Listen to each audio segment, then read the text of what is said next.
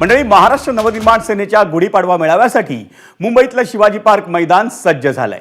मनसेच्या या पारंपरिक मेळाव्यात पक्षाचे अध्यक्ष राज ठाकरे काय बोलणार याविषयी केवळ मनसैनिकच नाही तर अवघ्या महाराष्ट्राच्या मनात प्रश्न आहे आणि त्याचं कारण आगामी लोकसभा निवडणुकीत राज ठाकरेंची राजकीय भूमिका आणि मनसेची यापुढची दिशा काय असेल या प्रश्नांची उत्तरं याच गुढीपाडवा मेळाव्यात मिळणार आहेत। राज ठाकरे यांचं गेल्या 2 वर्षांमध्ये मुख्यमंत्री एकनाथ शिंदे आणि उपमुख्यमंत्री देवेंद्र फडणवीस यांच्यासोबत निर्माण झालेलं मैत्रीचं नातं उभ्या महाराष्ट्रानं पाहिलं।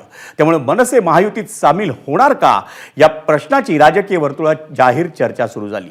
पण राज ठाकरे यांनी नुकतीच दिल्लीत जाऊन केंद्रीय गृहमंत्री अमित शहा यांची भेट घेतली आणि मनसेच्या महायुतीतल्या सहभागाचा मुद्दा हा निर्णायक वळणावर येऊन ठेपलाय। पाहूया त्या संदर्भातला एबीपी माझाचा खास रिपोर्ट।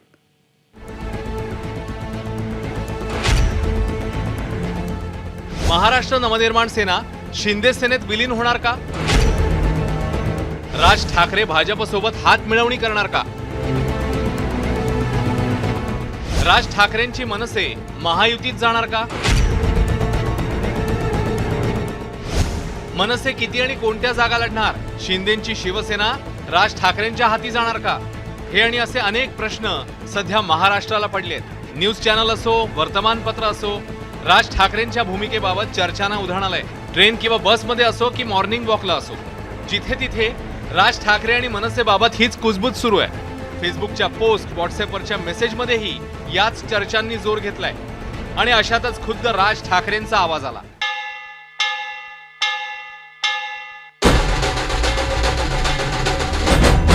निवडणुकांचा विचार करून मी फक्त पावलं टाकत नाही, मी महाराष्ट्राचा विचार करून पावलं टाकतो।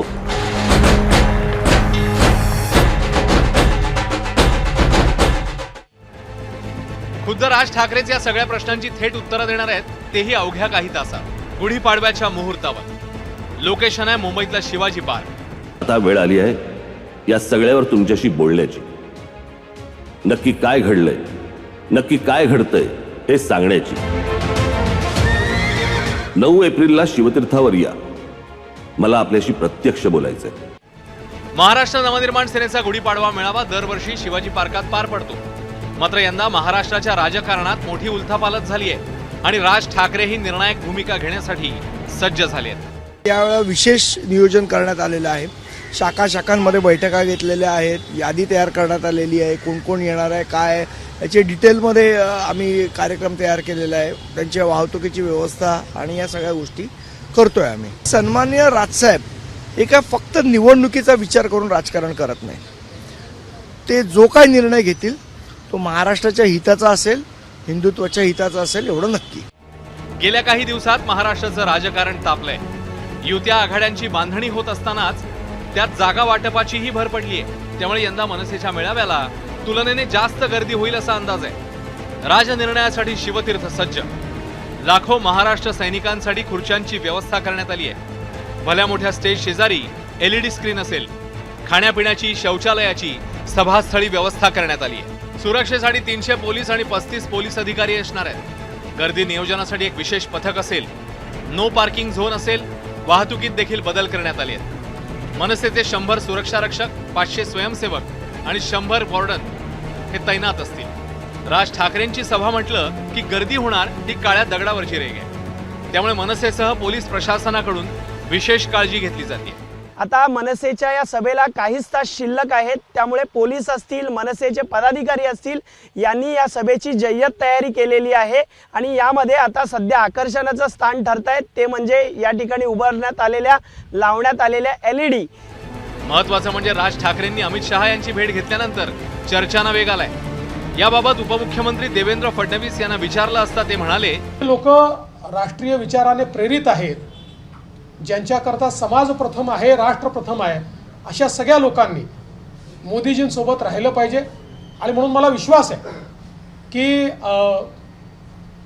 श्री राज ठाकरे आणि त्यांची महाराष्ट्र नवनिर्माण सेना ही देखील महायुतीसोबत त्या ठिकाणी राहील, मोदीजींच्या सोबत राहील। मोदीजींना त्यांचा पाठिंबा असेल, अर्थात त्यांचा पक्ष आहे, त्यांना निर्णय घ्यायचा आहे। पण माझी मात्र निश्चितपणे त्यांच्याकडनं ही अपेक्षा आहे की यावेळी त्यांनी मोदीजींना पाठिंबा दिला पाहिजे। राज ठाकरे या सभेत नेमकं काय बोलणार? मनसेची या पुढची दिशा नेमकी काय असेल याबद्दल अनेक आडाखे बांधले जात आहेत। काय असेल राज निर्णय? प्रखर हिंदुत्वाची भूमिका राज ठाकरे स्पष्ट करण्याची शक्यता आहे। सध्याच्या राजकीय परिस्थितीवर ते बोलणार आहेत। महायुतीत सहभागाबाबत काय घडलं, काय घडतंय यावर ते बोलणार आहेत। महायुतीत सहभागी झाल्यास कार्यपद्धती काय असेल याबद्दलही ते बोलू शकतात। महायुतीत सहभागी न झाल्यास पक्षाच्या भूमिकेबद्दल ते बोलणार आहेत। खरं तर राज ठाकरे आणि भाजपमधली जवळीक गेल्या काही दिवसात वाढल्याचं उभ्या महाराष्ट्राने पाहिलंय आणि अशा युतीची जितकी गरज महायुतीला आहे तितकीच आवश्यकता मनसेलाही असल्याचं बोललं जातंय। मनसे महायुती एकीचं गणित काय? महायुतीला राज ठाकरेंमुळे मराठी मतांची आशा आहे। राज यांच्या हिंदुत्वाच्या मुद्द्यावर महायुतीचं एकमत आहे। शिंदे सेनेत असलेल्या ठाकरे ब्रँडची पोकळी भरण्याचा कयास व्यक्त होतोय। राज ठाकरेंमुळे उद्धव ठाकरेंना तोडीस तोड उत्तराची सोय होऊ शकते। मनसेने जोडलेल्या तरुण मतांचा महायुतीला फायदा होऊ शकतो। मनसेच्या यशाविना हेलकावणाऱ्या जहाजाला महायुतीचा आधार मिळू शकतो। महायुतीच्या प्रचाराच्या झंझावाताचा मनसेला फायदा शक्य आहे। मोदींच्या करिश्म्यामुळे मनसेला राजकीय यशाची शक्यता आहे। महाराष्ट्रात सुरू असलेल्या युत्या आघाड्यांच्या धामधुमीत मनसेच्या भूमिकेबद्दल सर्वांनाच उत्सुकता आहे आणि त्यासाठी उद्याच्या राज ठाकरेंच्या सभेची वाट पाहावी लागणार आहे।